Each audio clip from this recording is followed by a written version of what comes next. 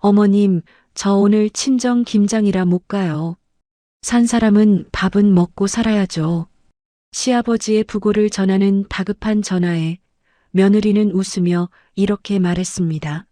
가서 일손 안 도우면 친정 올케들 눈치 보여서요. 내일 갈게요. 수화기 너머로 들려오는 왁자지껄한 웃음소리가 심장을 난도질했습니다. 남편의 뼈가루가 식기도 전에 김치통 하나 달랑 들고 찾아온 며느리와 아들. 그들은 몰랐습니다. 죽은 줄만 알았던 시아버지가 남긴 빨간 수첩이 그들의 숨통을 조여올 줄은. 40년 헌신의 대가로 3억 전세금을 회수당하고 한겨울 길바닥에 나앉게 된 패륜 부부의 최후. 사연 시작 전 구독, 좋아요와 함께 어디서 듣고 계신지 댓글로 남겨주세요. 반갑게 인사드리고 싶어요. 사연 시작합니다. 더 무너진 인륜. 응급실 복도에 싸늘한 기계음만 길게 이어졌습니다. 의사가 고개를 숙이며 흰 천을 남편의 얼굴 위로 덮었습니다. 임종하셨습니다. 사망 시각 23시 42분입니다. 다리에 힘이 풀려 주저앉으려는 저를 간호사가 급히 부축했습니다. 멍하니 천장을 바라보다 떨리는 손으로 휴대폰을 꺼내 들었습니다. 가장 먼저 알려야 할 사람 하나뿐인 내 아들 민석이에게 전화를 걸었습니다. 신호음이 한참을 가더니 시끄러운 노랫소리와 함께 아들의 짜증 섞인 목소리가 들려왔습니다. 아, 엄마.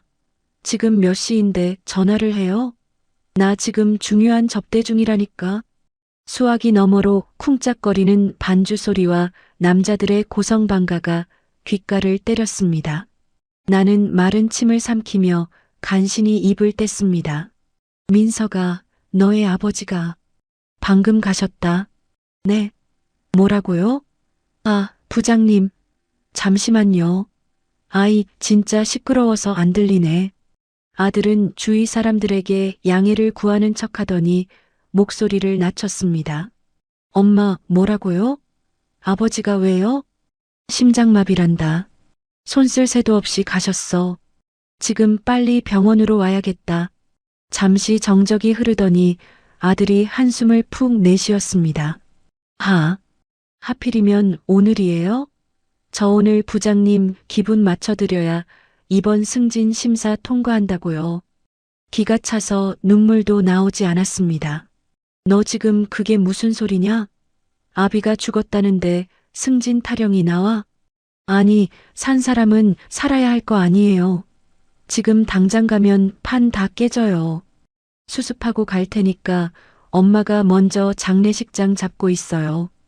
야, 이민석, 너 지금 제정신이야? 뚝, 매정한 끊김 소리만이 텅 빈 응급실 복도를 울렸습니다. 가슴을 치며 오열했지만 돌아오는 건 차가운 정적뿐이었습니다. 장례식장 상담실에 홀로 앉아 영정사진을 고르는데 손이 덜덜 떨려 펜을 잡을 수가 없었습니다. 며느리 지은이라도 불러야겠다는 생각에 다시 전화기를 들었습니다. 몇 번의 신호음 끝에 며느리가 전화를 받았습니다. 어머님, 웬일이세요? 이 밤중에. 밝아도 너무 밝은 목소리 뒤로 뽕짝거리는 트로트 음악 소리가 들려왔습니다. 지은아, 놀라지 말고 들어라. 아버님이 조금 전 돌아가셨다. 네, 아버님이요? 어머, 세상에. 갑자기 왜요? 놀란 듯 했지만 슬픔보다는 당황스러움이 묻어나는 목소리였습니다. 지금 장례식장 잡고 있다. 민석이는 연락도 안 되고 너라도 빨리 와서 나 좀 도와다오. 잠시 망설이는 듯 하더니 며느리가 곤란하다는 듯 말꼬리를 흐렸습니다. 아, 어머님. 저 오늘 못 가요. 내 귀를 의심하며 되물었습니다. 뭐라고? 못 온다니? 시아버지가 돌아가셨는데 그게 무슨 소리냐? 아니, 제가 오늘 친정 김장날이라고 말씀드렸잖아요. 지금 온 식구들 다 모여서 배추 절이고 난리도 아니에요. 말문이 막혀 헛웃음이 터져 나왔습니다. 김장? 지금 김장 때문에 장례식에 못 온다는 거냐? 사람 도리가 그게 맞아? 며느리는 지지 않고 또박또박 대꾸했습니다. 어머님, 저 안 그래도 며느리라고 옳게들 눈치 보이는데 중간에 빠지면 저 입장이 뭐가 돼요? 백폭이나 되는데 저 없으면 엄마 쓰러지세요. 야, 넌 시아버지가 죽은 게 중요하냐? 배추 쪼가리가 중요하냐? 아, 왜 소리를 지르세요? 돌아가신 분은 돌아가신 거고 산 사람은 밥은 먹고 살아야죠. 밤에는 손님도 없을 텐데 내일 오후에 갈게요. 너 정말 이럴 거냐? 당장 튀어오지 못해?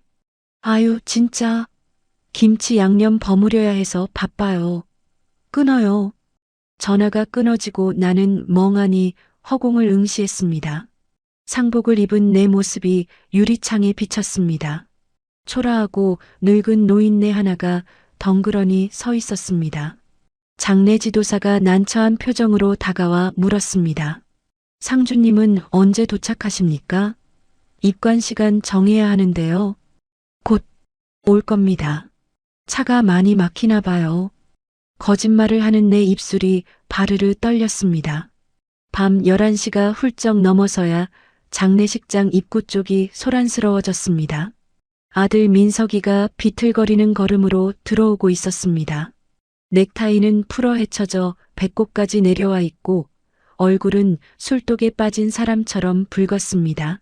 아이고, 우리 아버지 불쌍해서 어쩌나. 곡소리를 내며 들어오는데 역한 술 냄새가 진동을 했습니다. 나는 달려가 아들의 등짝을 내리쳤습니다. 이 썩을 놈아. 지금 시간이 몇 시인데 술 냄새를 풍기며 들어와. 네가 자식이냐? 아들은 비틀거리며 내 손을 뿌리쳤습니다. 아, 엄마. 좀 때리지 마요. 나도 힘들어서 그래요. 힘들어서. 힘들어? 아비 임종도 못 지킨 놈이 술 처마시고 오는 게 힘들어? 부장님이 주는 술을 어떻게 거절해요? 나 잘리길 바라요? 아버지 호강시켜 드리려고 돈 버느라 그런 거 아니냐고요. 뻔뻔하게 대드는 아들의 모습에 억장이 무너져 내렸습니다. 그래, 돈 버느라 바빠서 아비 가는 길도 안 지켰냐? 며느리는 뭐하고 너 혼자 와. 아들은 귀찮다는 듯 넥타이를 거칠게 잡아당겨 풀었습니다. 지은이 친정 김장 간다고 했잖아요. 거기도 중요한 집안 행사인 거 몰라요? 뭐가 어째? 시애비 장례식보다 김장이 더 중요해? 너희들이 제정신이 박힌 것들이냐? 아, 요즘 며느리들 다 그래요. 엄마가 꼰대처럼 구니까 지은이가 오기 싫어하는 거 아니에요. 이 미친놈아. 그게 자식이 할 소리야? 주변에 있던 조문객 몇몇이 혀를 차며 수군거렸습니다. 아들이 상주 완장도 안 차고 술주정이라니 쯧쯧. 노인네가 불쌍해서 어쩌나. 아들은 사람들의 시선은 아랑곳하지 않고 빈소 구석의 대자로 뻗어버렸습니다. 아, 몰라요. 나 피곤해 죽겠으니까 좀 잘게요. 손님 오면 깨우든지 말든지. 야, 일어나. 일어나서 내 아버지한테 절이라도 해야 할 거 아니야. 내가 흔들어 깨워도 아들은 코까지 골며 잠에 빠져들었습니다. 영정사진 속 남편은 무심하게 웃고만 있었습니다. 나는 바닥에 주저앉아 남편의 사진을 올려다보았습니다. 여보, 보고 있어요? 당신이 금쪽같이 여기던 아들놈 꼬라지 좀 보세요. 눈물조차 말라버린 눈으로 잠든 아들을 노려보았습니다. 배가 오르락 내리락하는 아들의 모습이 징그럽게만 느껴졌습니다. 주머니 속 휴대폰을 꽉 쥐었습니다. 화면에는 며느리라는 세 글자가 선명하게 떠 있었습니다. 다시 전화를 걸려다 멈췄습니다. 빈소의 촛불이 일렁이며 내 그림자를 길게 늘어뜨렸습니다. 그래, 김장을 하러 가셨다 이거지. 나는 입술을 꽉 깨물었습니다. 입안에서 비릿한 피맛이 느껴졌습니다. 남편의 영정 사진을 보며 나직이 은조렸습니다. 여보, 나 더 이상은 호구로 안 살아요. 두고 보세요. 저것들, 내가 가만 안 둡니다. 차가운 빈소 바닥의 냉기가 온몸을 타고 올라왔습니다. 장례식장 공기가 무겁게 내려앉은 발인 날 아침이었습니다. 입관 예배 시간이 다가오는데 며느리는 코빼기도 보이지 않았습니다. 친척들이 웅성거리는 소리가 등 뒤에서 따갑게 꽂혔습니다. 아니, 며느리는 왜 아직도 안 온대? 발인 날인데? 요즘 애들 무섭다 무서워. 시애비 마지막 가는 길을 안 지키냐? 나는 쥐구멍이라도 있으면 숨고 싶은 심정으로 현관 쪽만 하염없이 바라보았습니다. 예배 시작 5분 전 드디어 자동문이 열리고 며느리가 헐레벌떡 뛰어들어왔습니다. 아이고, 늦어서 죄송해요. 택시가 안 잡혀서. 며느리의 몰골을 보고 내 눈이 휘둥그레졌습니다. 입술에는 쥐 잡아먹은 듯 붉은 립스틱이 번져 있었고 옷차림은 가관이었습니다. 검은 상복은커녕 청바지에 얇은 검은색 니트 카디건 하나 달랑 걸치고 있었습니다. 너, 꼴이 그게 뭐냐? 여기가 놀러 온 데야? 내가 기가 막혀 묻자 며느리는 대수롭지 않다는 듯 머리를 쓸어 넘겼습니다. 어머님, 급하게 오느라 옷 갈아입을 시간이 없었어요. 검은색 입었으면 됐지, 뭘 그러세요. 립스틱은 또 뭐고? 시아버지가 돌아가셨는데 화장을 하고 싶니? 아, 어제 올케 언니들이랑 한잔하다 보니 늦잠 자서 지울 새도 없었어요. 휴지 좀 주세요. 며느리는 내 손에 들린 휴지를 낚아채 입술을 대충 벅벅 문질렀습니다. 번진 립스틱 자국이 마치 피에로 잎처럼 기괴하게 얼굴에 남았습니다. 배고파 죽겠네. 어머님, 식당 아직 하죠? 며느리는 빈소에는 눈길 한 번 안 주고 식당 쪽으로 성큼성큼 걸어갔습니다. 야, 입관 예배 드려야지 어딜까. 금강산도 식후경이라잖아요. 저 빈속이라 속 쓰려요. 밥 좀 먹고 할게요. 기가 차서 말이 안 나왔습니다. 식당으로 따라가 보니 며느리는 육개장에 밥을 말아 허겁지겁 퍼먹고 있었습니다. 후루룩, 쩝쩝. 아, 이제 좀 살겠네.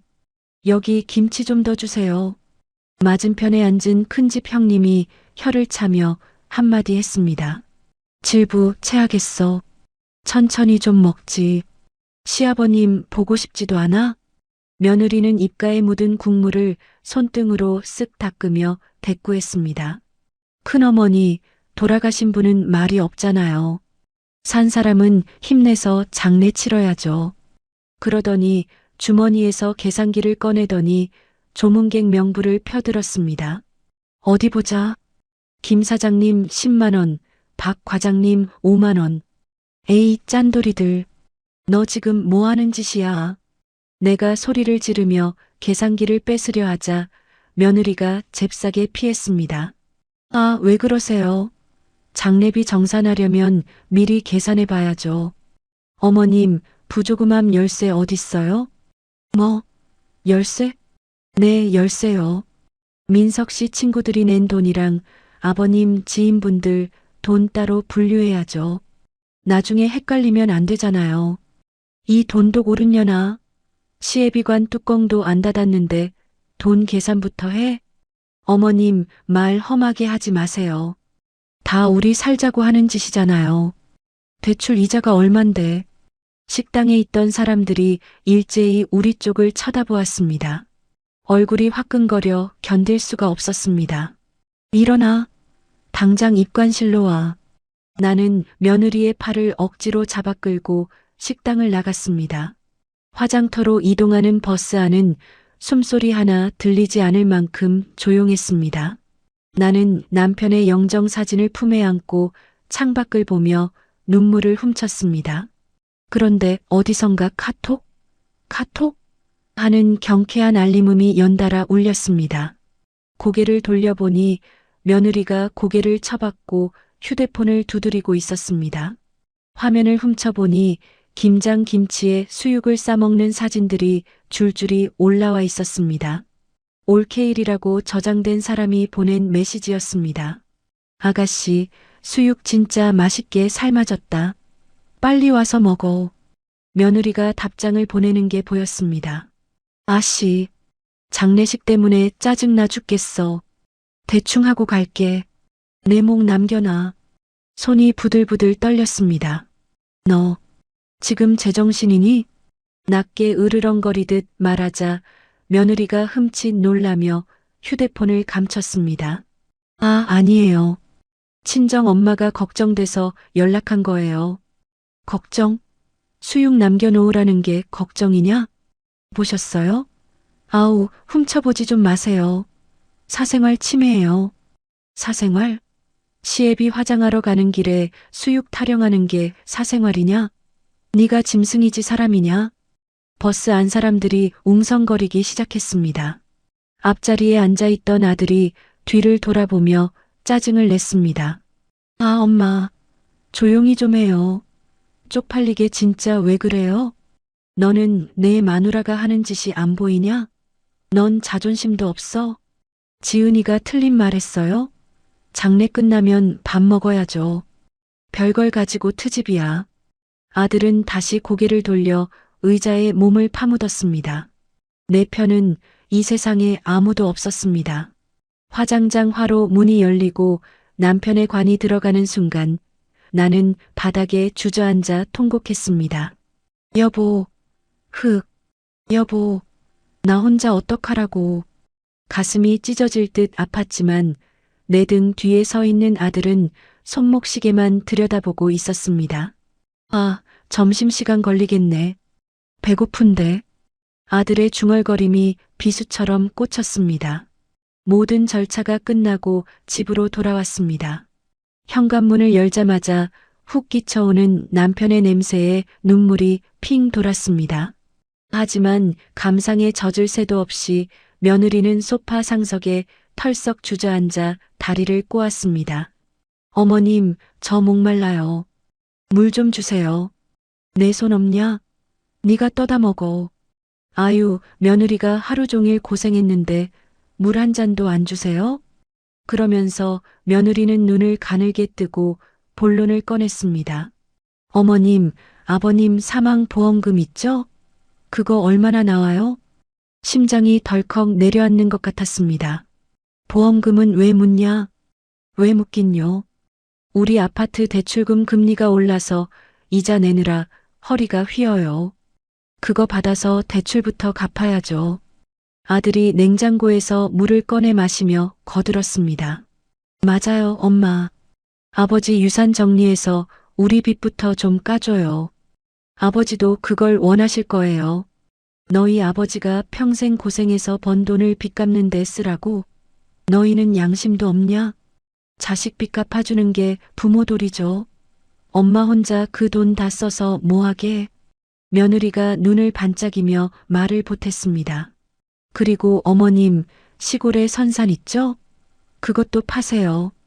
뭐? 선산은 왜? 친정 오빠가 이번에 프랜차이즈 사업 시작하는데 자금이 좀 부족하대요.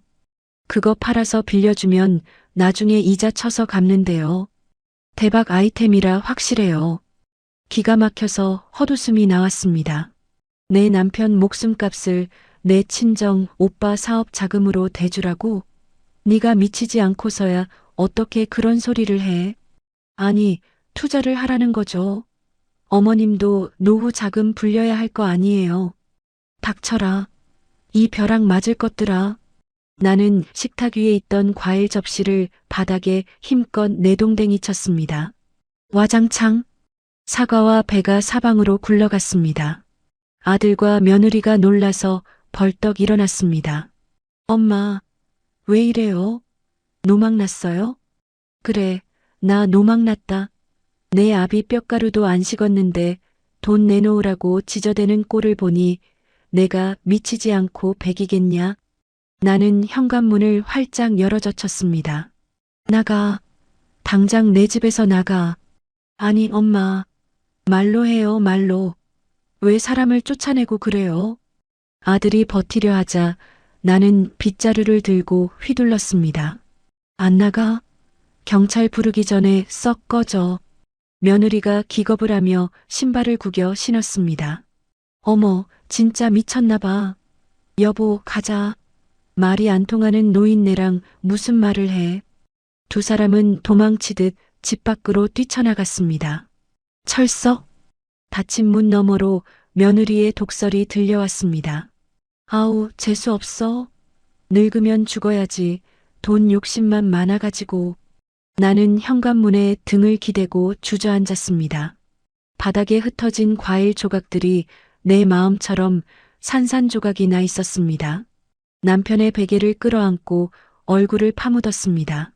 남편의 냄새가 콧 속으로 스며들자 참았던 울음이 짐승의 포효처럼 터져 나왔습니다. 으아, 여보, 나 어떡해요. 자식 농사 다 망쳤어. 흐흑. 텅 빈 집안에 내 울음소리만이 공허하게 메아리쳤습니다. 3일 뒤 집안은 절간처럼 고요했습니다. 창밖에는 부슬비가 하염없이 내리고 있었습니다. 자식들이 휩쓸고 간 자리는 휑했고 냉장고에는 며느리가 먹다 남긴 물병만 덩그러니 놓여 있었습니다. 딩동.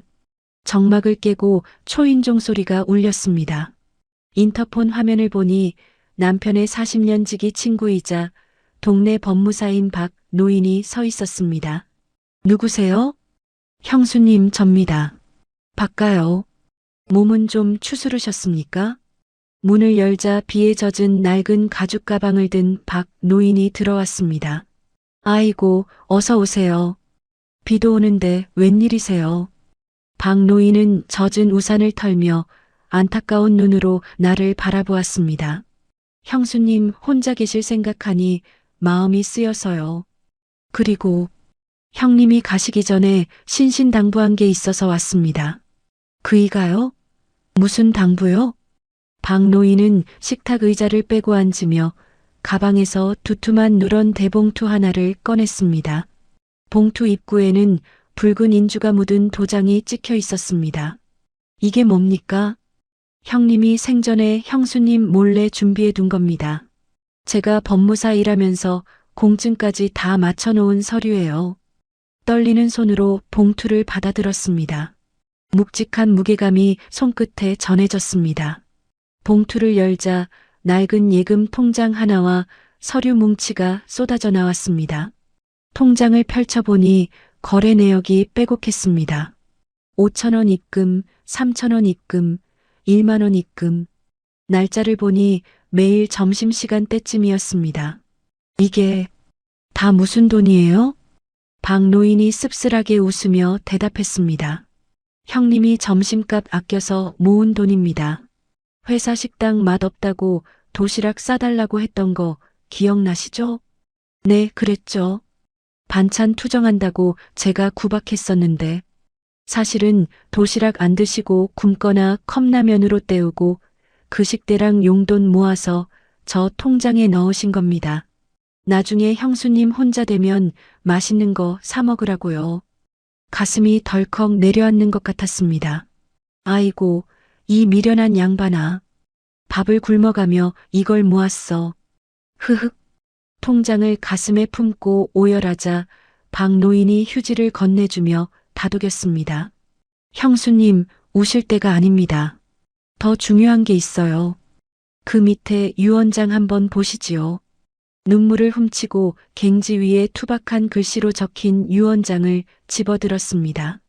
유언장. 나 김철수의 모든 재산은 평생 고생만 시킨 아내 김영자에게 전액 상속한다. 즉 살고 있는 집, 선산 땅, 예금 전액 모두를 포함한다. 글씨를 읽어 내려가던 내 눈이 다음 문장에서 멈췄습니다.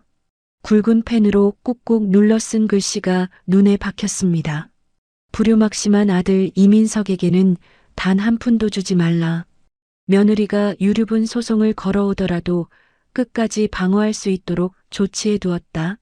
이게 정말 그이가 쓴 거 맞아요? 네, 맞습니다. 형님이 돌아가시기 한 달 전에 저 찾아와서 쓰신 겁니다. 아들한테 한 푼도 주지 말라니요. 그래도 핏줄인데.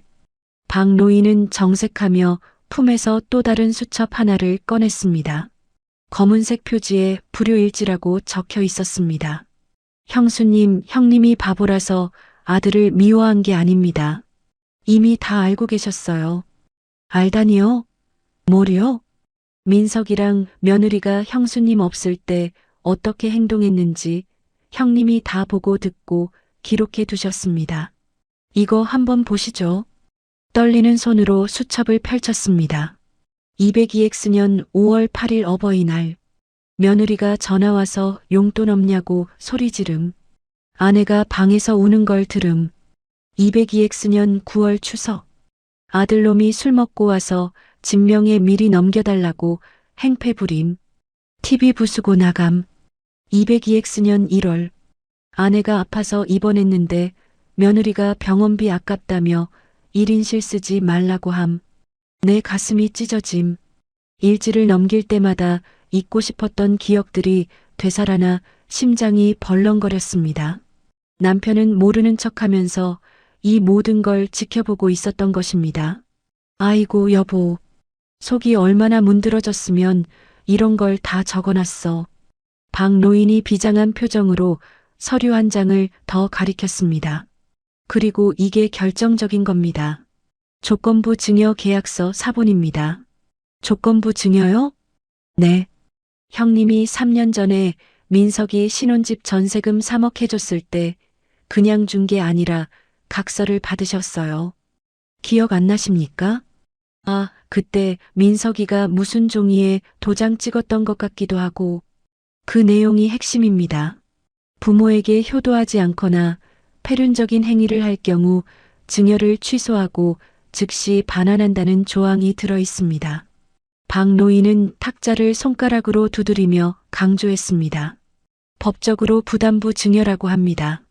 민석이 내외가 장례식 때 한 짓거리들, 그리고 이 불효일지가 증거가 돼서 그 돈 다시 뺏어올 수 있습니다. 머리를 한 대 얻어맞은 기분이었습니다. 남편은 단순히 돈을 남긴 게 아니었습니다. 나를 지킬 칼과 방패를 남겨두고 간 것이었습니다. 형님은 이미 예견하셨던 겁니다.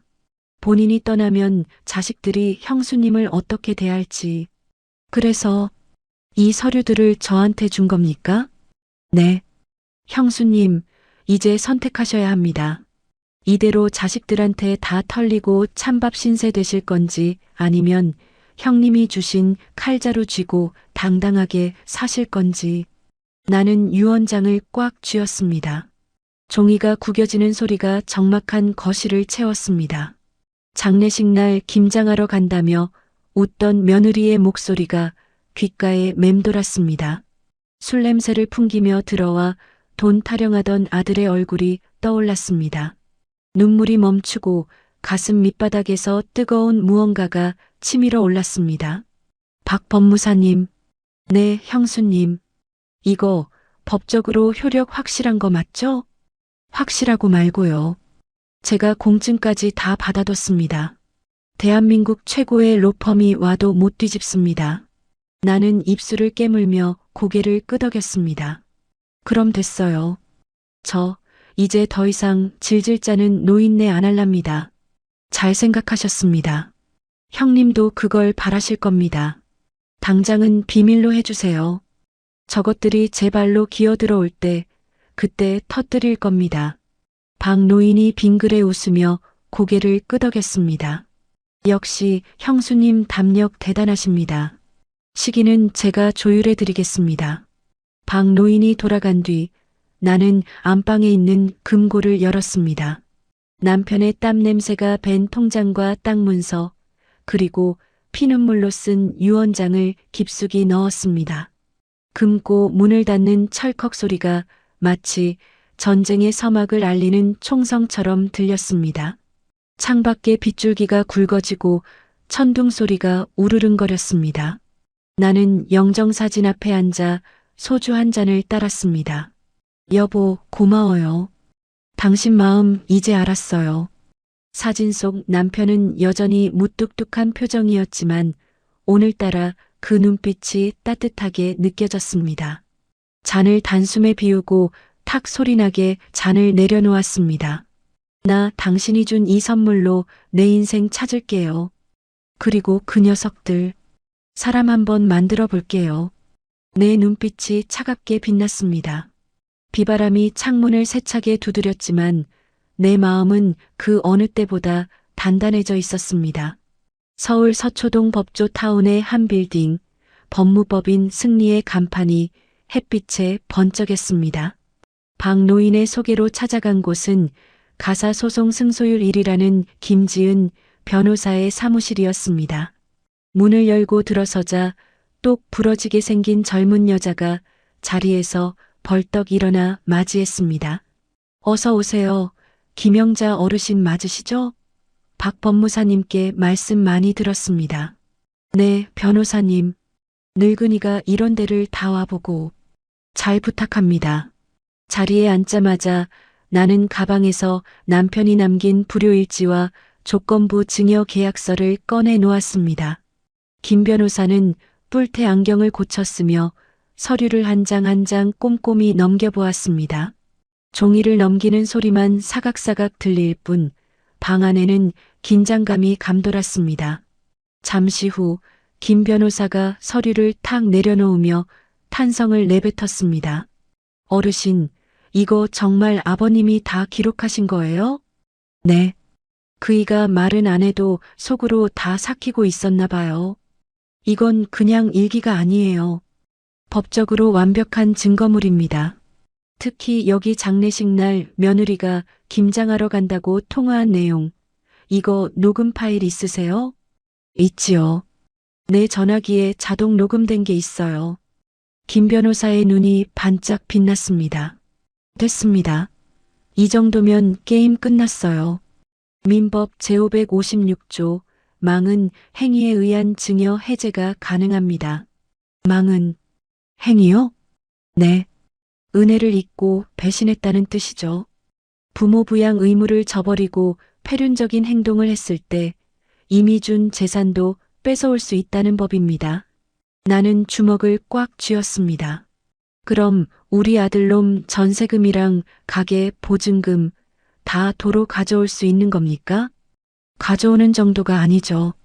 소송 걸고 부동산 처분 금지 가처분 신청하면 그 집 담보로 대출도 못 받고 전세도 못 뺍니다.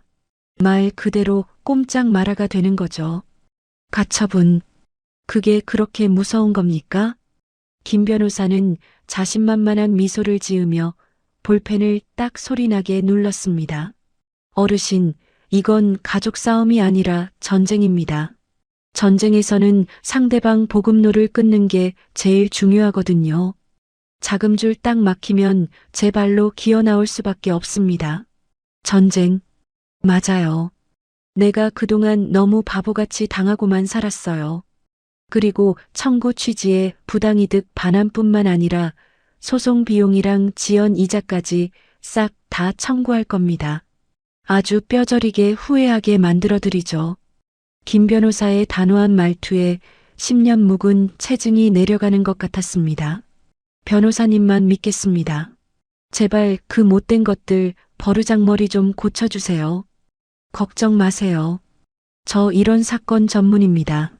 시어머니 눈에서 눈물 나게 한 며느리 피눈물 흘리게 해드릴게요. 상담을 마치고 건물 밖으로 나오니 꽉 막혔던 가슴이 뻥 뚫리는 기분이었습니다. 쇼윈도 유리에 비친 내 모습이 눈에 들어왔습니다. 허리 굽은 노인, 촌스러운 파마머리, 무릎 나온 바지.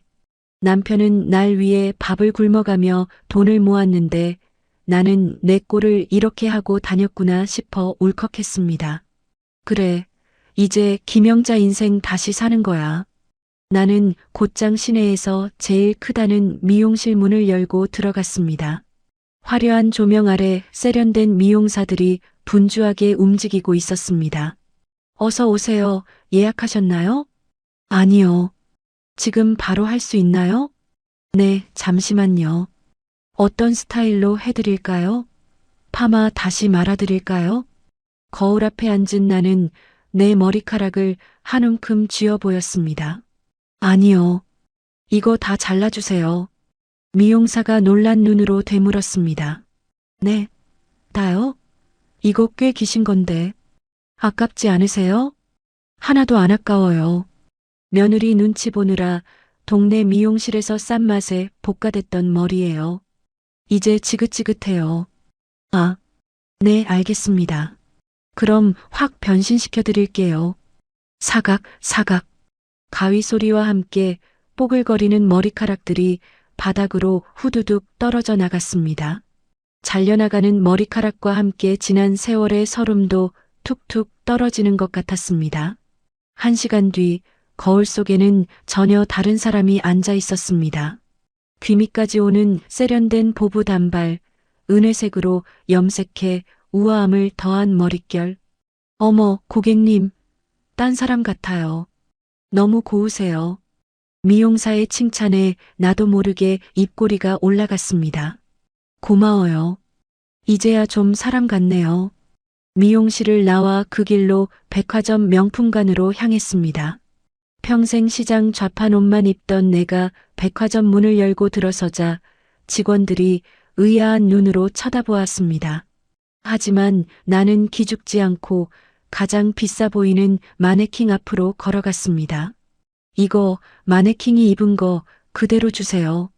짙은 네이비색 정장으로요. 직원이 당황하며 가격표를 슬쩍 보여주었습니다. 손님, 이거 신상이라 가격대가 좀 있는데 괜찮으시겠어요? 나는 지갑에서 남편이 남겨준 카드를 꺼내 당당하게 내밀었습니다. 일시불로 해주세요. 그리고 저기 걸린 가죽 핸드백이랑 구두도 같이요. 직원의 눈이 휘둥그레지며 태도가 180도 바뀌었습니다. 아, 네. 사모님, 안쪽으로 모시겠습니다. 차 한 잔 드릴까요? 새 옷으로 갈아입고 전신 거울 앞에 섰습니다. 꼿꼿한 허리, 딱 떨어지는 핏 윤기 나는 구두. 거울 속 여자는 더 이상 초라한 과부 김영자가 아니었습니다. 수십억 자산가이자 응징을 준비하는 심판자 김영자였습니다. 집으로 돌아오는 택시 안 휴대폰 진동이 울렸습니다. 차단해 두었던 번호를 풀자마자 기다렸다는 듯 문자가 도착했습니다. 며느리에게서 온 메시지였습니다. 어머님 잘 지내시죠? 저 이번 주말에 김장 김치 맛보여 드리러 갈게요. 문자 끝에 붙은 웃음 이모티콘을 보니 헛구역질이 올라왔습니다. 곧이어 또 하나의 문자가 도착했습니다. 참, 아버님 보험금 얘기도 마저 해요. 민석 씨가 많이 힘들어해서요. 김치가 목적이 아니라 돈이 목적인 게 뻔히 보였습니다. 예전 같으면 손이 떨렸겠지만 지금은 오히려 웃음이 나왔습니다. 그래, 올 테면 와라. 내 발로 호랑이 굴에 들어오는구나. 나는 비릿한 미소를 지으며 답장을 눌렀습니다. 그래, 이번 주말에 오거라. 줄 것도 있고 할 이야기도 있다. 며느리의 답장은 1분도 안 돼서 날아왔습니다. 정말요? 알겠어요, 어머님. 일요일 오후에 갈게요. 미끼를 덥석 문 물고기처럼 파닥거리는 꼴이 눈에 선했습니다. 지은 변호사에게 전화를 걸었습니다. 변호사님, 저예요. 미끼를 물었네요. 일요일에 온답니다. 타이밍 좋네요. 어르신, 방금 법원에서 부동산 처분 금지 가처분 인용 결정 떨어졌습니다. 등기 우편이 내일쯤 도착할 거예요. 아주 딱 맞춰서 오는군요. 알겠습니다. 전화를 끊고 나는 안방으로 들어갔습니다. 남편의 옷가지가 정리된 텅 빈 옷장은 이제 나의 새로운 서재가 될 준비를 마친 상태였습니다. 깨끗하게 닦인 탁자 위에 영정사진을 올려두고 소주 한 잔을 따랐습니다.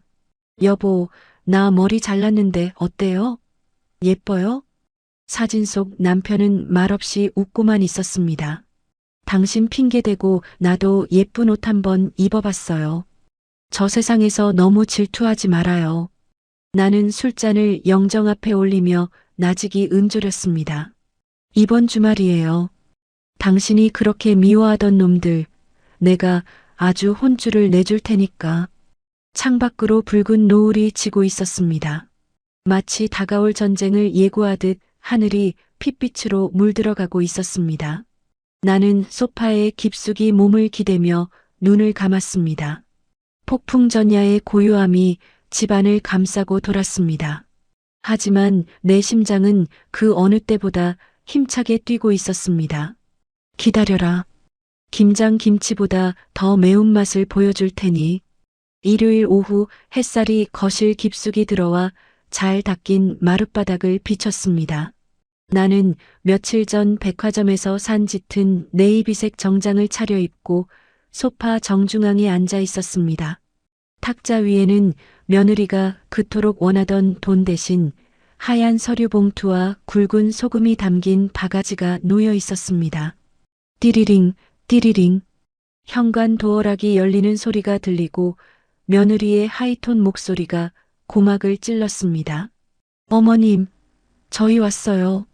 문이 왜 안 열리나 했네. 거실로 들어선 아들과 며느리는 나를 보자마자 입을 딱 벌리고 멈춰 섰습니다. 며느리의 손에는 고작 반찬 가게에서나 줄 법한 작은 플라스틱 김치통 하나가 달랑 들려 있었습니다. 어머님? 머리가 그게 뭐예요? 옷은 또 뭐고? 며느리가 눈을 동그랗게 뜨고 내 머리부터 발끝까지 훑어내렸습니다. 아들도 낯선 사람을 보는 듯 뒷걸음질을 쳤습니다. 엄마, 맞아요? 와, 딴 사람 같네. 미용실 다녀오셨어요? 나는 대꾸도 하지 않고 턱으로 앞자리를 가리켰습니다. 왔냐? 앉아라. 며느리는 식탁에 김치통을 탁 소리나게 내려놓으며 호들갑을 떨었습니다. 어머님. 스타일 확 바꾸시니까 사모님 소리 듣겠어요. 돈 좀 쓰셨나 봐요? 돈 쓸 일이 좀 생겨서 썼다. 왜 불만이냐? 아니요, 불만은 무슨. 보기 좋아서 그러죠. 근데 어머님, 표정이 왜 그러세요? 좋은 일 있잖아요. 며느리는 은근슬쩍 내 눈치를 살피며 본론을 꺼냈습니다. 보험금 들어왔죠? 안 그래도 민석 씨가 어제 잠도 못 잤어요. 빨리 해결하고 마음 편하게 살고 싶다고요. 아들이 옆에서 거들며 손을 비벼댔습니다. 맞아요, 엄마. 이자 나가는 날이 코앞이라. 입금해 주시면 제가 효도 제대로 할게요. 효도? 내 입에서 나오는 효도라는 말이 참 듣기 좋구나. 나는 탁자 위에 있던 서류 봉투를 집어들어 며느리 면전에 툭 던졌습니다. 자, 여기 있다. 너희가 원하던 거. 며느리의 얼굴에 화색이 돌았습니다. 어머, 벌써 현금으로 찾으신 거예요?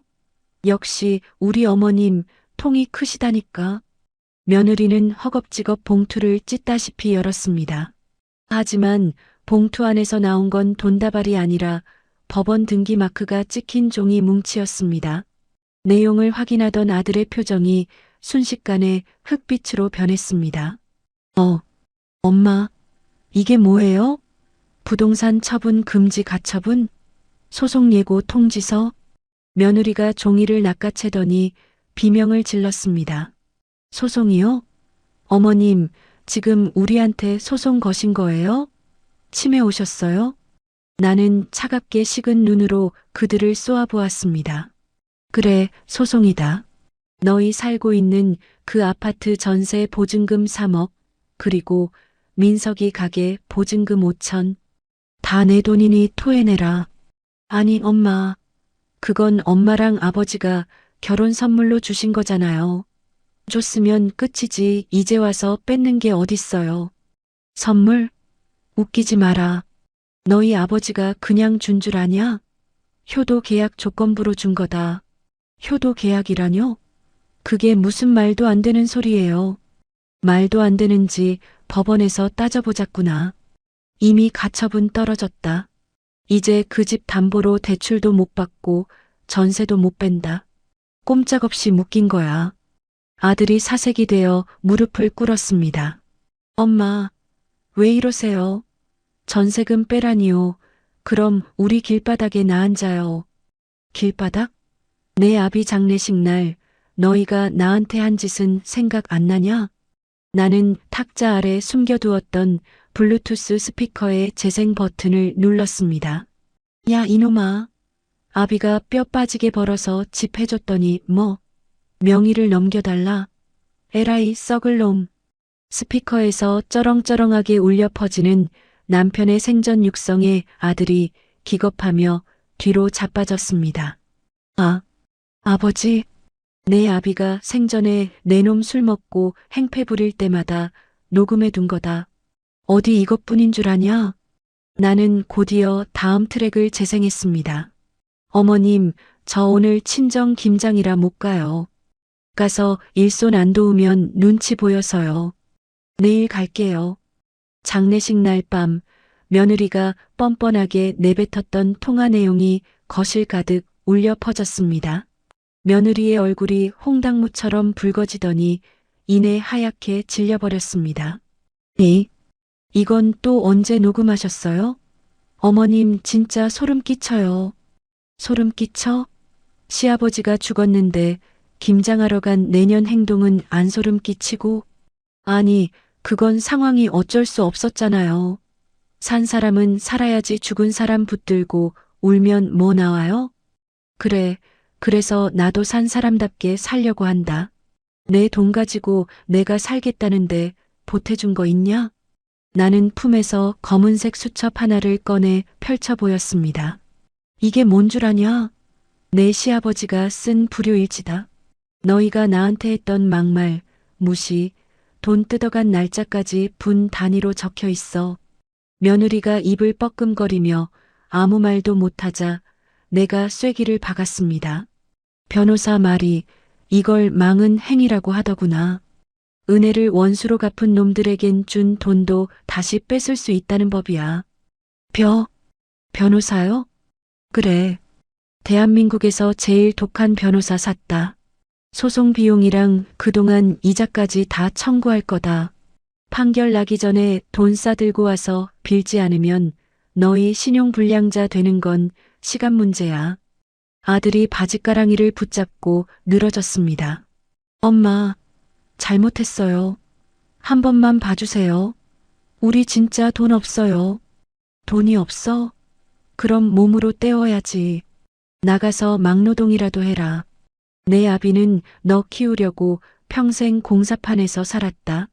며느리가 도끼를 품고 소리를 질렀습니다. 어머님, 진짜 너무하시네요. 손주 낳아주려고 했는데 이러시기에요? 손주? 내 남편 잡아먹고 나온 손주 필요 없다. 그 입 다물라. 나는 준비해둔 굵은 소금 바가지를 들어 올렸습니다. 그리고 며느리의 면상을 향해 힘껏 뿌렸습니다. 촥! 아! 내 눈. 이게 뭐예요? 하얀 소금 알갱이가 며느리의 얼굴과 명품 옷에 우수수 쏟아졌습니다. 재수옴 붙기 전에 나가라. 내 집구석에 더러운 발 들이지 마. 나는 아들에게도 남은 소금을 퍼부었습니다. 너도 꺼져. 내 마누라 치마폭에 쌓여서 김장이나 실컷 담그고 살아. 아들과 며느리는 소금을 뒤집어 쓴 채 허우적거렸습니다. 어머님, 두고 봐요. 나중에 아쉬운 소리 해도 절대 안 와요.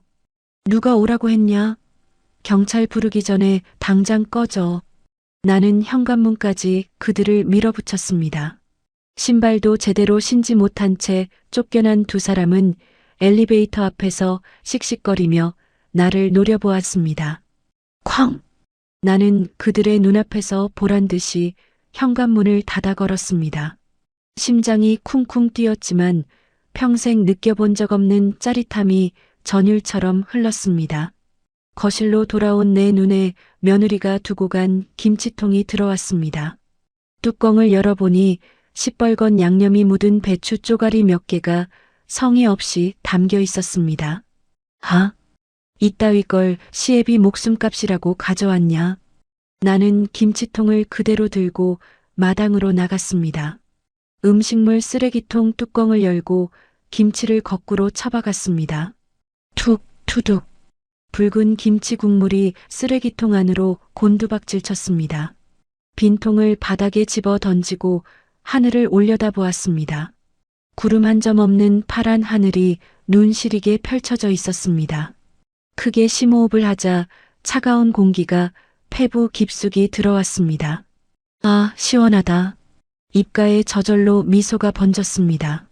이제야 진짜 내 집 같았습니다. 귀청을 찢을 듯 울려 퍼지는 7월의 어느 날이었습니다. 에어컨 바람이 시원한 문화센터 강의실에서 나는 수채화 붓을 씻고 있었습니다. 영자 언니, 그림 실력이 날이 갈수록 늘어. 이 꽃 좀 봐.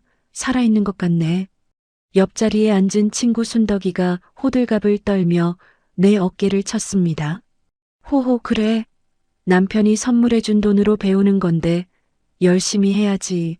수업을 마치고 단골 미용실에 들러 샴푸를 받는데 원장이 조심스럽게 말을 꺼냈습니다. 저기, 사모님, 소식 들으셨어요? 무슨 소식? 내 머리 염색 잘 됐다는 소문이라도 났어? 아니, 그거 말고. 사모님, 며느리네 친정집 말이에요. 수건으로 머리를 털던 내 손이 멈칫했습니다. 그 집구석 얘기는 왜 꺼내? 재수없게. 아니, 글쎄, 그 집 오빠가 하던 프랜차이즈 사업 있잖아요. 그게 완전히 쫄딱 망했대요. 본사 대표가 돈 들고 날랐다나 뭐라나. 뭐? 망해? 네. 근데 더 기가 막힌 건 사모님 아드님이 거기에 연대 보증을 섰다지 뭐예요? 전 재산 다 날리고 빚더미에 앉았대요. 가슴이 철렁했지만 애써 태어난 척 거울을 보며 머리를 빗었습니다. 잘 됐네. 남의 돈 무서운 줄 모르고 날뛰더니 꼴 좋다. 아유, 사모님도 참. 그래도 자식인데. 회사에도 빚쟁이들이 찾아와서 난동 부리는 바람에 권고사직 당했다던데요. 내 자식 아니야. 족보에서 판 지가 언젠데. 미용실을 나와 집으로 걷는데 아스팔트 위로 아지랑이가 피어올랐습니다. 숨이 턱턱 막히는 폭염경보가 내린 날이었습니다. 며칠 뒤 새벽 단잠에 빠져 있는데 요란한 초인종 소리가 고막을 때렸습니다. 딩동, 딩동, 딩동. 아우, 누구야 새벽부터. 비몽사몽간에 인터폰 화면을 켰다가 나도 모르게 헉소리를 냈습니다. 화면 속에는 거짓골을 한 남녀가 땀에 쩐 채 서 있었습니다. 아들과 며느리였습니다. 엄마, 문 좀 열어줘요. 나 민석이에요. 어머님, 제발요. 저희 갈 데가 없어요. 나는 인터폰 수화기를 들고 차갑게 쏘아붙였습니다. 누구세요? 우리 집엔 그런 사람 안 사는데요. 아, 엄마, 장난치지 말고. 우리 진짜 죽게 생겼어요. 월세 보증금까지 압류당해서 길바닥에 나앉았다고요. 아들이 대문을 쾅쾅 두드리며 울부짖었습니다. 며느리도 옆에서 거들었습니다. 어머님, 제가 잘못했어요. 일단 문 좀 열어주세요. 날이 너무 더워요. 더워? 너희가 좋아하는 친정 가서 에어컨 쐬지 왜 여기 와서 행패야? 친정도 경매 넘어가서 난리 났어요. 오빠는 간방 가게 생겼고, 흑흑, 우린 진짜 갈 데가 없단 말이에요. 잘 됐구나. 그러게 누가 보증서라고 등 떠밀더냐? 내 집엔 발 한 짝도 못 들이니 썩 꺼져. 나는 인터폰을 뚝 끊어버렸습니다. 다시 잠을 청하려는데 밖에서 부스럭거리는 소리가 들렸습니다. 커튼을 살짝 걷어보니 대문 앞에 원터치 텐트 하나가 펴지고 있었습니다. 저것들이 진짜 미치지 않고서야. 아들은 땀을 비오듯 흘리며 팩을 받고 며느리는 부채질을 하며 고래고래 소리를 질렀습니다. 동네 사람들, 이것 좀 보세요. 돈 많은 시어머니가 망한 자식 내외를 길거리에 버렸어요. 아이고 세상에, 내 배 아파 낳은 자식을 쪄 죽이네. 사람 살려. 아침이 되자 출근하던 사람들이 하나둘씩 텐트 주위로 모여들었습니다. 35도가 넘는 찜통 더위에 텐트 안은 그야말로 사우나였을 겁니다. 나는 에어컨 온도를 18도로 맞추고 아이스 커피를 타서 창가에 앉았습니다. 시원한 유리잔 표면에 물방울이 맺혀 흘러내렸습니다. 밖을 내다보니 며느리가 휴대용 버너를 꺼내 라면을 끓이고 있었습니다. 후루룩, 쩝쩝, 아이고, 배고파라. 시어머니는 고기 반찬 먹을 텐데 우리는 라면이라니. 일부러 큰 소리로 떠들며 지나가는 사람들의 시선을 끌었습니다. 동네 아주머니 몇몇이 혀를 차며 수군거렸습니다. 저 집 할머니 독한 줄은 알았지만 너무하네. 그러게. 날도 더운데 들여보내주지. 쯧쯧. 며느리는 사람들의 반응에 신이 난 듯 스마트폰을 꺼내 들었습니다. 화면을 두드리는 손놀림이 예사롭지 않았습니다. 잠시 후 내 휴대폰으로 친구 순덕이의 문자가 날아왔습니다. 영자야, 너 이거 봤어? 지역 맘카페에 내 얘기가 도배됐다. 링크를 눌러보니 기가 막힌 제목이 눈에 들어왔습니다. 폭염 속에 자식 버린 영동 영빌라 악마 시어머니 고발합니다. 내용은 가관이었습니다. 사업하다 조금 어려워졌다고 한겨울에 내복 차림으로 쫓겨났어요. 지금 임신 초기인데 땡볕에서 라면 끓여 먹고 있습니다. 너무 서러워요. 댓글창에는 나를 욕하는 글들이 수백 개씩 달려 있었습니다. 미친 노인네네, 고려장 시급하다, 주소 어디냐, 찾아가서 혼내주자. 임신? 스치기만 해도 임신이 된다더냐? 거짓말도 정도껏 해야지. 혈압이 올라 뒷목이 뻣뻣해졌습니다. 창문을 열고 소리쳤습니다. 야, 너 지금 거기서 뭐 하는 짓이야? 거짓말을 밥 먹듯이 해? 며느리가 올려다보며 비릿하게 웃었습니다. 어머님, 보셨어요? 그러니까 문 좀 열어주시지 그랬어요. 저 이거 말고도 쓸 거 많은데. 이게 협박이냐? 협박이라뇨. 호소죠, 호소. 어머님, 여론 무서운 거 모르세요? 100만 유튜버한테 제보하기 전에 문 여세요. 아들은 텐트 그늘에 누워 죽은 듯이 눈만 껌뻑거리고 있었습니다. 민서가, 넌 자존심도 없냐? 마누라가 저런 거짓말을 하는데 보고만 있어? 아들이 힘없는 목소리로 대꾸했습니다. 엄마, 나 배고파요. 밥 좀 줘요. 에라이, 등신 같은 놈. 평생 그러고 살아라. 창문을 쾅 닫고 커튼을 쳐버렸습니다. 점심때가 지나자 음식물 쓰레기 냄새와 땀 냄새가 섞여 악취가 진동을 했습니다. 파리떼가 텐트 주위를 윙윙거리고 며느리는 연신 손부채질을 해댔습니다. 딩동. 이번에는 동네 반장이 찾아왔습니다. 저기, 김 여사님, 죄송한데 밖이 너무 시끄러워서 민원이 들어와요. 냄새도 나고 어떻게 좀 해결 안 될까요? 반장님, 저것들이 생떼 부리는 건데 내가 어떡해요? 그래도 엄마잖아요. 일단 들여보내고 타일러 보세요. 동네 망신이잖아요. 반장마저 나를 탓하는 눈치였습니다. 더 이상 참을 수가 없었습니다. 나는 휴대폰을 들어 김지은 변호사에게 전화를 걸었습니다. 변호사님, 접니다. 상황이 아주 재미있게 돌아가네요. 네, 어르신. 저도 방금 맘카페 글 봤습니다. 아주 소설을 써놨더군요. 이거 가만두면 내가 천하의 나쁜 년 되게 생겼어요. 어떻게 합니까? 김 변호사의 목소리가 차분하면서도 단호하게 들려왔습니다. 어르신, 오히려 잘 됐습니다. 제 발로 무덤을 팠네요. 이건 명백한 허위사실 유포에 정보통신망법 위반입니다. 그럼 콩밥 먹일 수 있는 겁니까? 그럼요. 게다가 임신 거짓말까지. 이건 여론을 한 방에 뒤집을 수 있는 카드입니다. 제가 반박 자료 싹 다 준비해 놨습니다. 지금 당장 터뜨려 주세요. 더워서 못 봐주겠으니까. 알겠습니다. 어르신은 시원한 에어컨 바람 쐬면서 구경만 하세요. 팝콘 튀겨드릴게요. 전화를 끊고 냉장고에서 시원한 캔맥주 하나를 꺼냈습니다. 칙탁. 맥주 캔 따는 소리가 경쾌하게 울렸습니다. 커튼 틈으로 밖을 내다보았습니다. 며느리는 아직도 승기를 잡았다고 착각하는지 휴대폰을 보며 낄낄거리고 있었습니다. 웃어라, 실컷 웃어. 그게 내 마지막 웃음이 될 테니까. 나는 벌컥벌컥 맥주를 들이켰습니다. 식도를 타고 넘어가는 짜릿한 탄산이 다가올 사이다 결말을 예고하는 것 같았습니다. 마지막 회초리. 텐트 농성이 시작된 지 사흘째 되던 날 아침이었습니다. 매미 소리보다 더 시끄럽게 울려대던 며느리의 곡소리가 뚝 끊겼습니다. 창문 틈으로 내다보니 며느리가 휴대폰을 들고 사시나무 떨듯 떨고 있었습니다.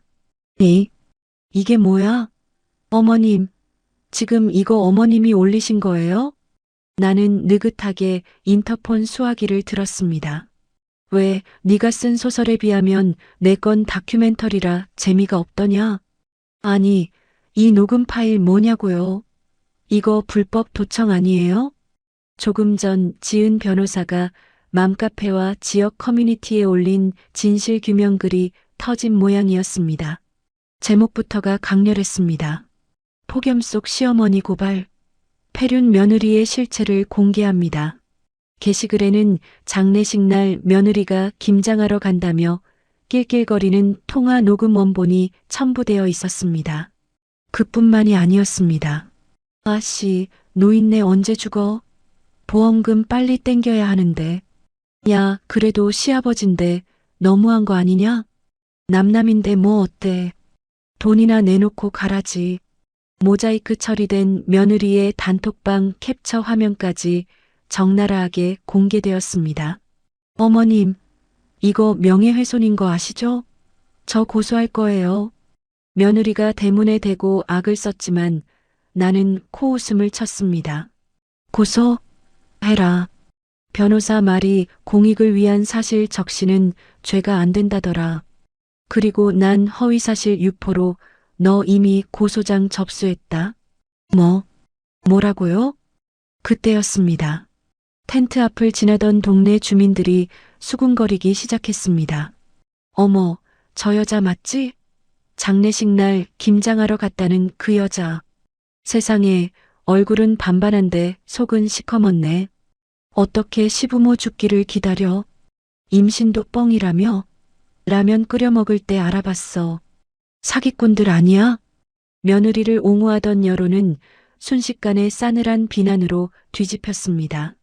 지나가던 할머니 한 분이 며느리에게 삿대질을 했습니다. 에이, 젊은 것들이 사지가 멀쩡해서 구걸이나 하고 부끄러운 줄 알아야지. 며느리는 얼굴이 홍당무처럼 달아올라 텐트 안으로 쏙 숨어버렸습니다. 아우, 창피해.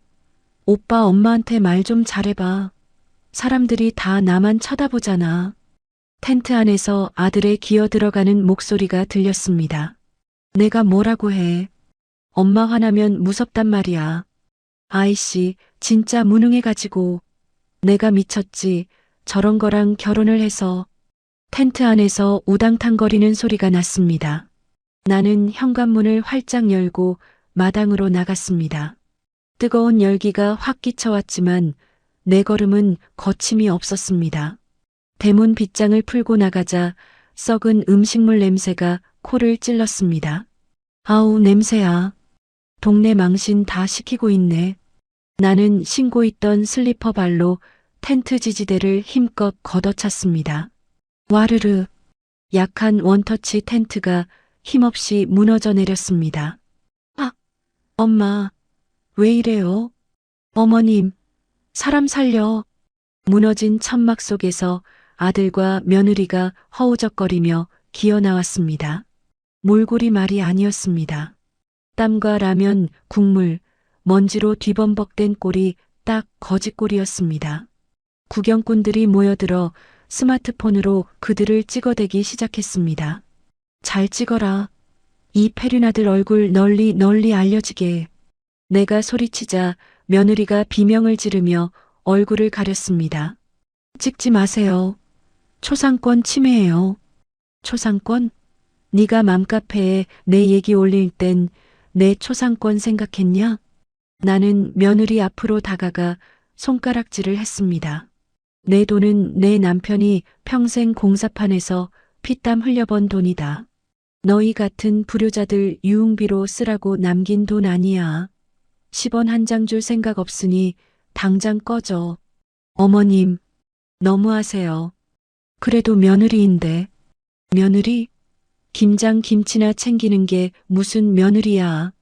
경찰 불러서 끌어내기 전에 내 발로 가라. 아우, 진짜 더러워서 못 해먹겠네. 며느리는 바닥에 침을 퇴뱉더니 짐 가방을 신경질적으로 챙겨 들었습니다. 오빠, 나갈 거야. 여기서 더 망신당하기 싫어. 아들이 며느리의 팔을 잡았습니다. 지은아, 어디가? 같이 가야지. 놓으라고. 빈털터리의 마마보이인 오빠랑 더 이상 못 살아. 이혼 서류 보낼 테니까 도장이나 찍어. 며느리는 아들을 뿌리치고 도망치듯 큰 길 쪽으로 뛰어가 택시를 잡았습니다. 지은아, 여보, 가지마. 아들이 뒤따라가려다 슬리퍼가 벗겨져 아스팔트 바닥에 엎어졌습니다. 택시는 매정하게 떠나버렸고 덩그러니 남은 아들 주위로 흙먼지만 날렸습니다. 아이고, 내 팔자야. 아들은 땅을 치며 엉엉 울기 시작했습니다. 사람들이 혀를 차며 하나둘씩 흩어졌습니다. 나는 아들의 뒷덜미를 잡아 질질 끌다시피 해서 대문 안으로 들였습니다. 들어와. 꼴사납게 밖에서 울지 말고. 현관 앞 계단에 아들을 내동댕이 쳤습니다. 아들은 콧물 범벅이 된 얼굴로 내 바지가랑이를 붙잡았습니다. 엄마, 흑, 지은이도 가고, 나 진짜 아무것도 없어요. 밥 좀 줘요. 돈 좀 줘요. 돈? 아직도 정신을 못 차렸구나. 나는 등 뒤에 감추고 있던 낡은 공책 2권을 꺼내 던졌습니다. 툭! 먼지 쌓인 공책이 아들의 무릎 위에 떨어졌습니다. 이게 뭐예요? 내 아비가 30년 동안 공사 현장에서 썼던 작업일지다. 펴봐라. 아들은 떨리는 손으로 누렇게 바랜 공책을 펼쳤습니다. 삐뚤빼뚤한 글씨가 빼곡했습니다. 199X년 3월 2일 민석이 초등학교 입학식. 공구리 치다가 허리를 삐끗했다. 너무 아프지만 내 새끼 책가방 사주려면 참아야 한다. 아들의 눈동자가 흔들렸습니다. 200X년 X월 X일 민석이 대학 등록금 400만 원 입금 완료. 오늘 점심은 굶었다. 우리 아들 공부 열심히 해서 넥타이 매고 일해라. 아빠처럼 살지 마라. 한 장 한 장 넘길 때마다 아들의 눈에서 굵은 눈물방울이 뚝뚝 떨어져 얼룩을 만들었습니다. 아빠, 아버지가. 내 아비는 점심값 5,000원 아끼려고 컵라면으로 때우면서 너 키웠어. 넌 그 피 같은 돈을 며느리 명품 가방 사주고 처가 오빠 사업 자금으로 날렸고. 잘못했어요. 엄마, 제가 죽일 놈이에요. 아들은 일지를 가슴에 품고 짐승처럼 울부짖었습니다. 아버지, 으흐흑, 아버지. 나는 울고 있는 아들을 내려다보며 입술을 꽉 깨물었습니다. 지금 안아주면 이 녀석은 영영 일어서지 못할 것이다.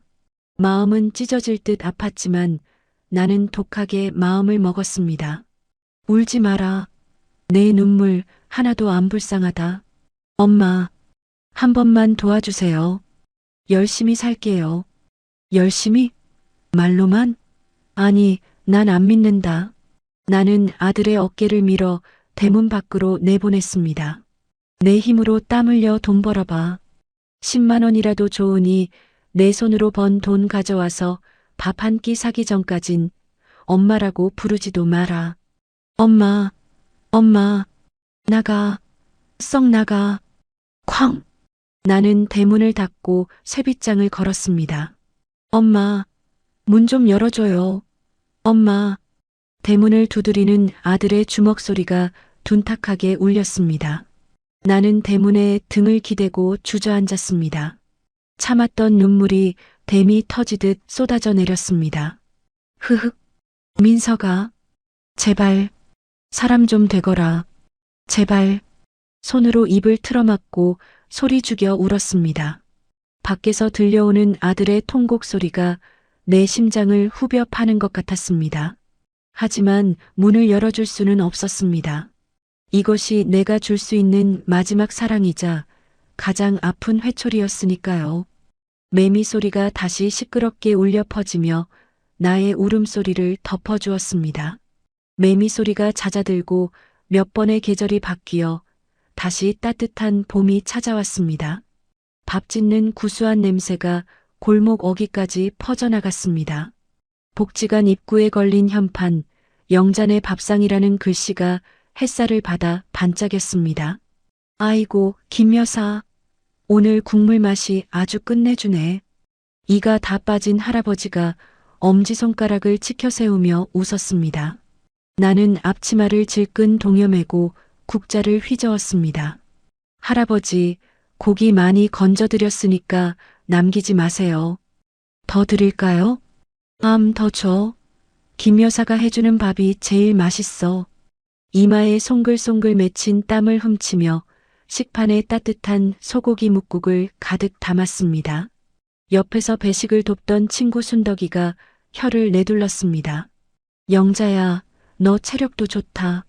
새벽부터 나와서 이 많은 양을 다 준비하고. 안 힘들어? 힘들긴.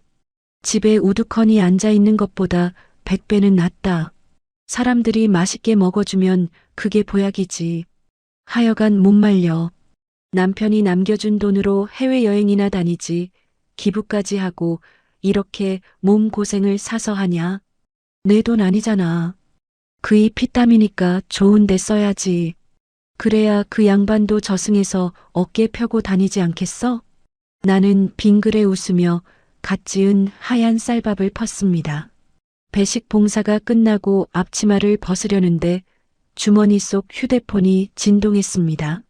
징징. 은행 알림 메시지였습니다. 입금 30만 원 보낸 분 이민석. 액수를 확인하는 내 눈가가 잠시 떨렸습니다. 곧이어 문자 메시지가 하나 더 도착했습니다. 어머니, 이번 달 월급 타서 보냅니다. 날씨 추운데 따뜻한 거 사드세요. 죄송합니다. 휴대폰 화면을 내려다보던 순덕이가 슬쩍 훔쳐보고는 물었습니다. 아들내미야? 이번 달에도 또 보냈어? 그러게. 벼룩의 간을 빼먹지. 지 몸 하나 건사하기도 힘들 텐데 꼬박꼬박 보내네. 그래도 용하다야. 그 곱게 자란 놈이 공사판에서 일을 다하고 사람은 역시 고생을 해봐야 철이 든다니까.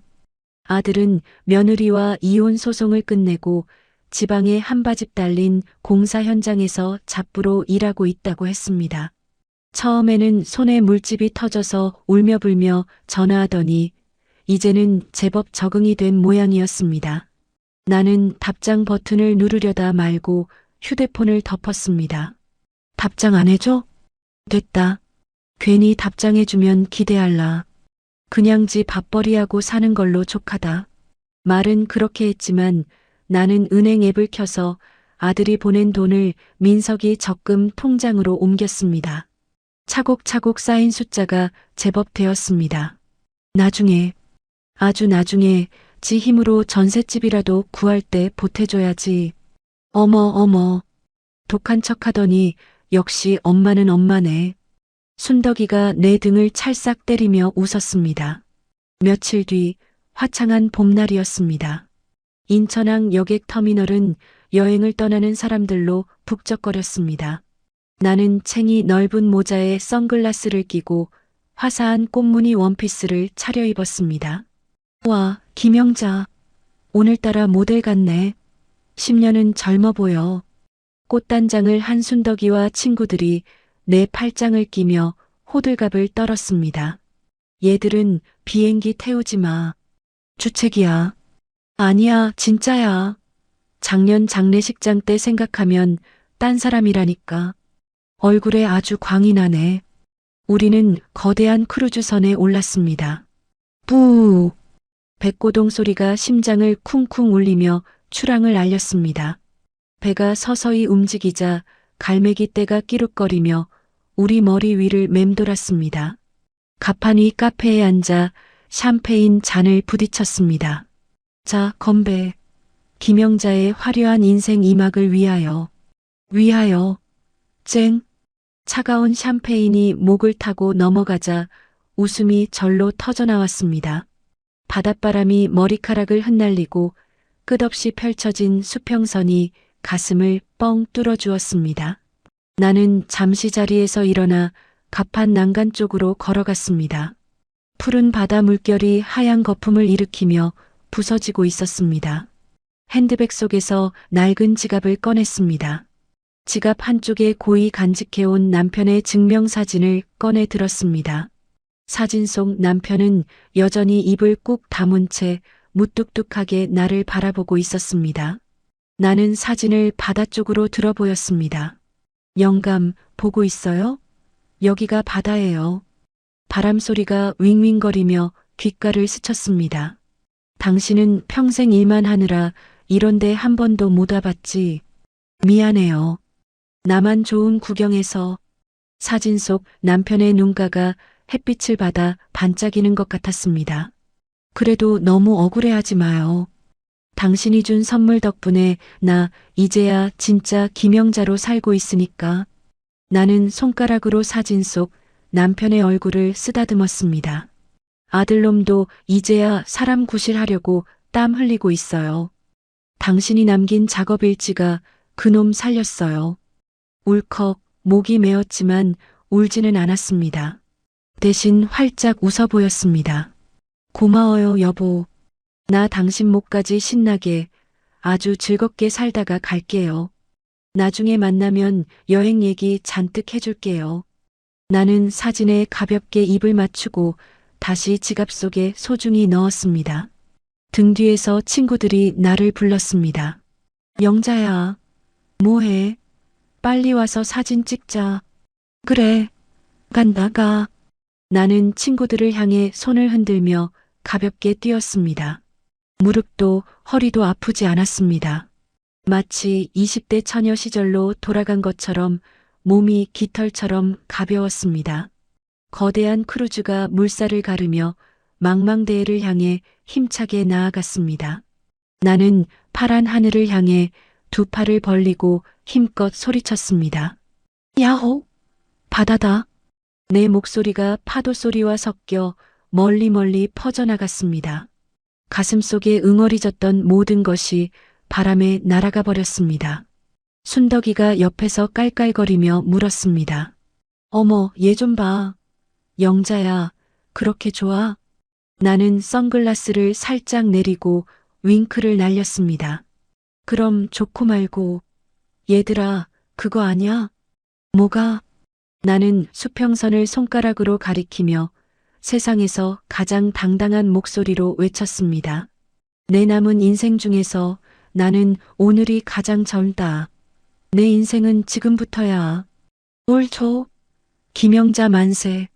친구들의 박수 소리와 유쾌한 웃음소리가 갈매기 소리, 백고동 소리와 함께 어우러졌습니다. 따사로운 봄볕이 내 얼굴 위로 쏟아져 내렸습니다. 내 인생의 봄날은 바로 오늘이었습니다. 자식만 바라보며 평생을 희생했지만 돌아온 건 차가운 배신뿐이었습니다. 하지만 김영자 여사님은 주저앉아 우는 대신 남편이 남겨준 마지막 선물을 통해 스스로를 지키는 법을 선택했죠. 며느리에게서 회수한 3억 원이라는 돈보다 더 값진 것은 잃어버렸던 자신의 이름과 존엄을 되찾았다는 사실 아닐까요? 드넓은 바다를 향해 나는 오늘이 가장 젊다 라고 외치던 그 당당한 목소리가 아직도 귓가에 맴도는 것 같습니다. 늦었다고 생각할 때가 가장 빠를 때라는 말처럼 우리 인생의 황금기는 바로 오늘, 지금 이 순간입니다. 이 이야기가 가족 때문에 혹은 삶의 무게 때문에 지친 여러분의 마음에 시원한 사이다 같은 위로와 용기가 되었기를 바랍니다. 여러분의 오늘 하루도 김영자 여사님의 봄날처럼 눈부시게 빛나기를 진심으로 응원하겠습니다. 이야기를 끝까지 들어주신 분이 계시다면 잘 들었다고 구독과 댓글 하나만 남겨주세요. 감사합니다.